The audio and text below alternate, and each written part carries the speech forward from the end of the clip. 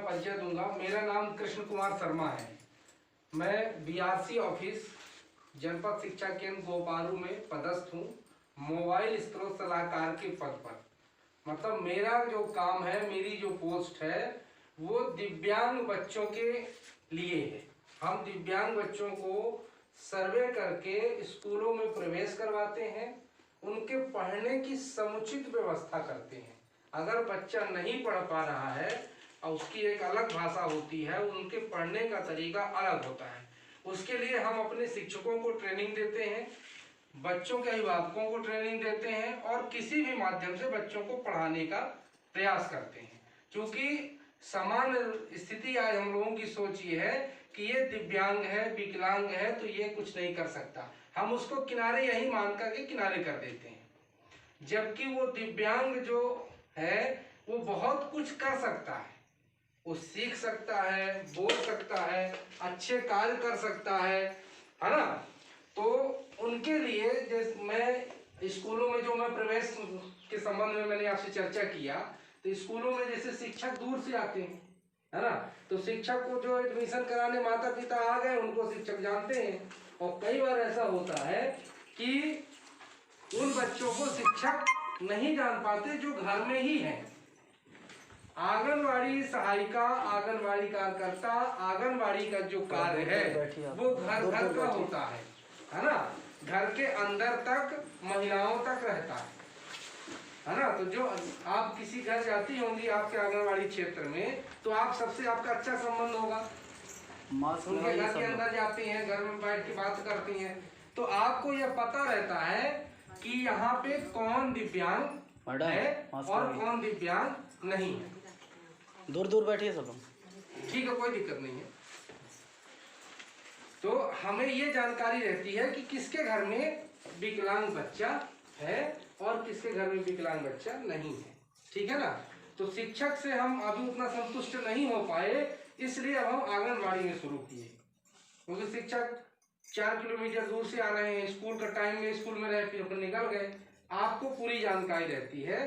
तो हमारा आप सभी से ये निवेदन है कि जो हमारे दिव्यांग बच्चे हैं घरों में, जिनको बाहर हम नहीं ला पा रहे हैं, उन बच्चों की एक सूची बना करके आप अपने पास की शाला में, जो आपके पास में स्कूल है, आंगनवाड़ी से लगा हुआ है, आंगनवाड़ी क्षेत्र में है, वहाँ स्कूल के शिक्षक को आप उनकी सूची दीजिए, नाम बता दीजिए कि फलाने के यहाँ एक विकलांग बच्चा है, वो इस तरह से है। तो उसकी सूची जैसे हमारे पास आ जाएगी तो उसका पूरा डाटा हम कलेक्शन करके उसको जो शासन से मिलने वाली जो सुविधाएं हैं हम उस तक आसानी से पहुंचाएंगे, उसका माध्यम आप बन जाएंगे। क्योंकि हम भी बाहर से हैं, हम घर घर तो नहीं जा सकते, लेकिन संपर्क हम आप लोगों के माध्यम से सबसे कर सकते हैं। अगर आप लोग इतनी मदद कर दोगे, और ये समाज सेवा का भी काम है और शासन का भी काम है, तो अगर हम प्रयास करेंगे तो हम वो सारे बच्चे मिल जाएंगे और उनको हम एक सही स्थान तक जो उनको लाभ मिलना चाहिए वो लाभ मिलना शुरू हो जाए। तो इसी के लिए आज मैं आया था। अभी मैडम ने हमको बताया था, मैडम के यहाँ मैं गया तो मैडम ने बताया कि सर आज मीटिंग है, तो हमने कहा कि अच्छा मौका है हम अपनी बात सबके सामने रखें।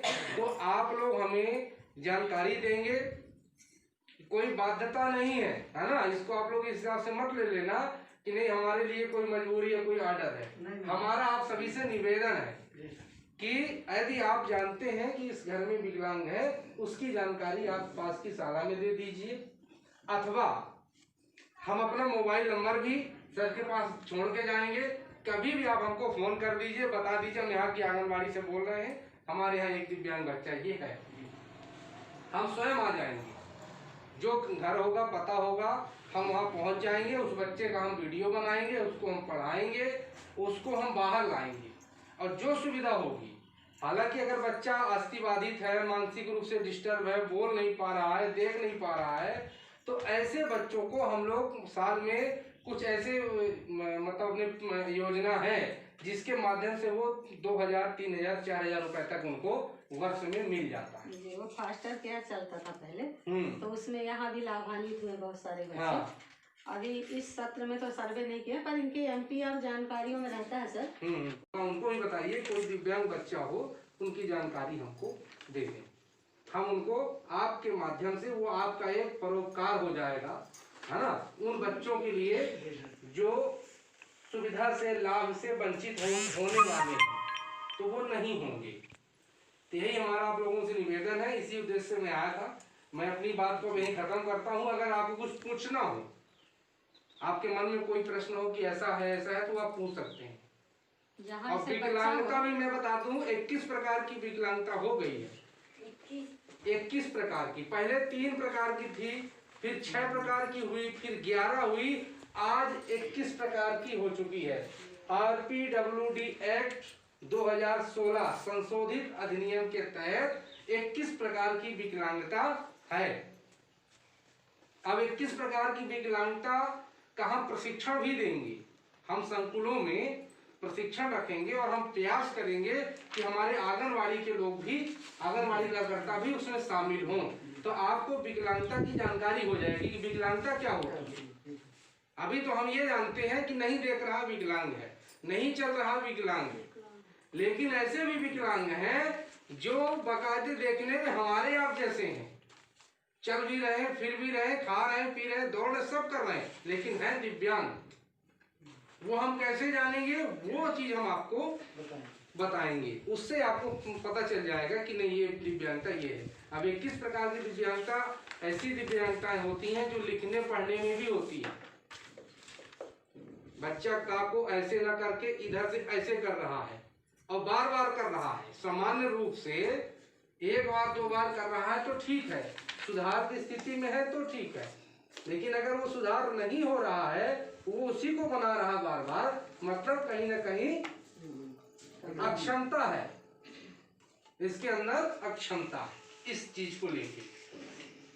ये हम आपको बहुत विस्तार से बताएंगे और बहुत साधारण भाषा में बताएंगे जो आपको समझ में आ जाए। हम RPWD एक्ट नहीं पढ़ेंगे, क्योंकि पढ़ने से क्या होता है कि वो टेक्निकल शब्द रहते हैं, वो टेक्निकल शब्द आपके समझ में नहीं आएंगे, आपको लगेगा कि ये क्या बोल गए। हम अपनी मातृभाषा में, जो हम यहाँ गांव में बात करते हैं, जिस तरह से शुद्ध उस भाषा में हम आपको समझाएंगे। तो हम अपनी वाणी को यही विराम देते हैं। आप लोगों से अगर कुछ प्रश्न हो तो आप पूछ सकते हैं, हम उसका उत्तर देंगे, जिससे आपको बच्चों का सूची बनाने में आसानी हो। अभी आप क्या, कोई है क्या ऐसा बच्चा आपके नजर में?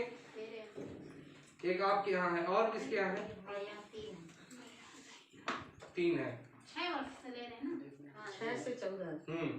अगर 1 आध साल मैडम छोटा भी होगा ना, हमें उसकी जानकारी, क्योंकि आज साल नहीं आया, अगले साल तो आ गया वो, हम पहले से उसकी सूची तैयार कर रहे हैं।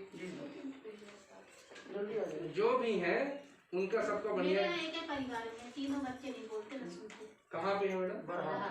बरहा में। कितने बड़े हैं?